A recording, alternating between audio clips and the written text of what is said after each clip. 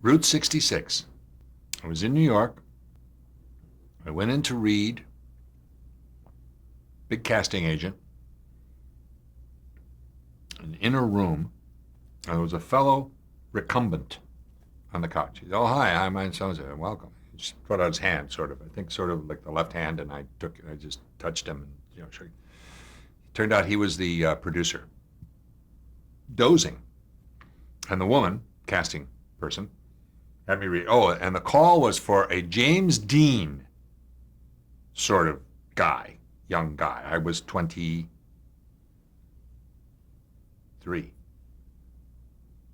Yeah, 23.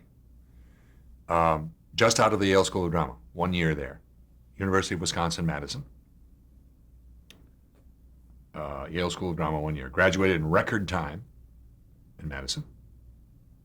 I told you, chronic overachiever, crazed. And then 1 year at Yale, couldn't stand it anymore. Just did everything, all that was inhumanly possible. I was in all 3 major productions.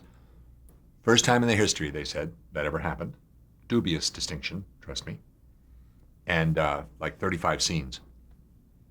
I acted my brains out and said, this place is not what it was supposed to be. And it was on the skids at the time.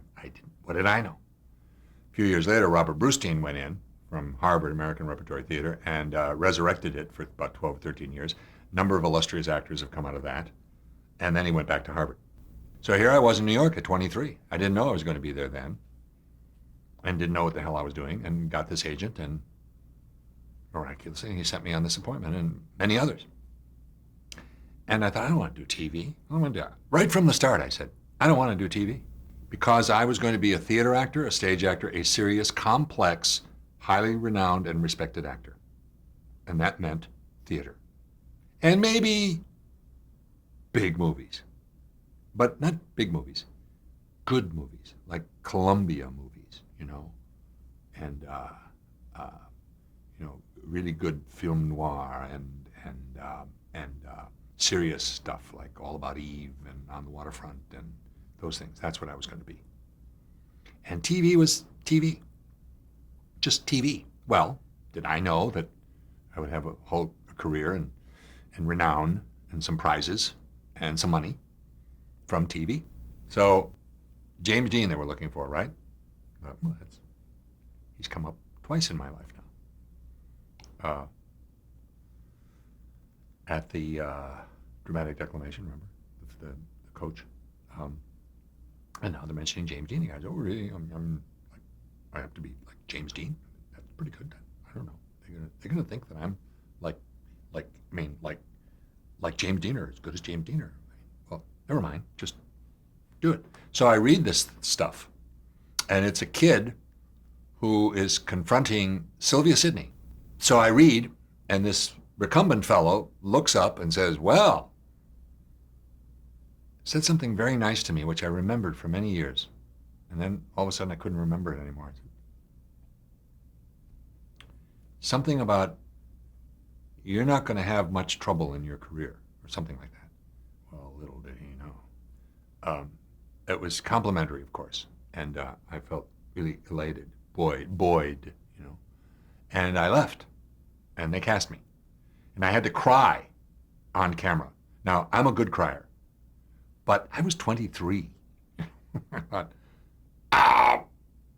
And for the first and I think only time, see if I'm telling the truth here, I think it's the only time I ever rehearsed in my hotel room in front of the mirror, said the words in front of the mirror with my bottle. I was drinking in those days. And never appeared to be drunk, never drunk on the set. Nobody knew I was an alcoholic. I didn't know, but the world couldn't really quite tell. And of course, when you drink with other drinkers. So they don't know. We don't know. We're all the same.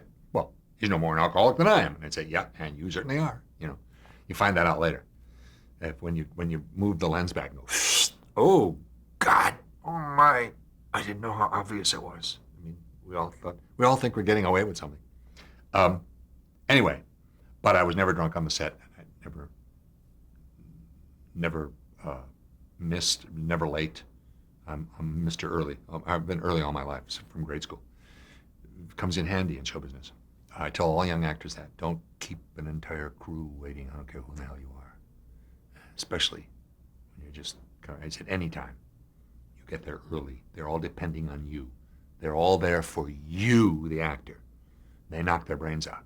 And if you're lucky enough to get a job and be in this business and have a career, be grateful and show your gratitude. Be there and be prepared, always. And I got this, so I go there, and I remember thinking, I just said this to somebody else the other day. They were talking about money and salaries, and I said, well, I'm not worth anything these days. $650 for the week, and a ticket to Savannah, Georgia. The lovely actress, Stark said, now another one of my clients is playing the girl, and you'll meet her at the West Side Terminal. West Side Terminal, I think did we fly from Newark then? And then I had to do this scene with the two guys on the road, Route 66. She had abandoned me or something years before, and they're looking for me. And then they're going to take me to her and confront her. And I remember the Spanish moss on all the trees in Savannah, can be oppressive in the summer. I think this was the fall. So it was nice. It was pleasant. And I was thrilled. And I remember calling Big Sister Laura, who's now 80, and saying, hi. Well, hi. How are you? I haven't heard from you for a while. What's going on? I said, well, I'm doing a Route 66. What? I said, I'm going to be on Route 66. She said, the TV show? Yeah. You're going to be on it? Yes, Laura. Yes, I'm playing. Oh my God. I have to tell everybody. Oh, God, when? I said, well, we do it now. And I think it aired in January or something like that. No.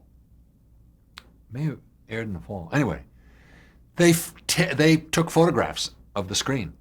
I still have those photographs. They were pretty good, actually. You can't usually photograph off TV screen because something about the pixels and the, all that photographic stuff, complex.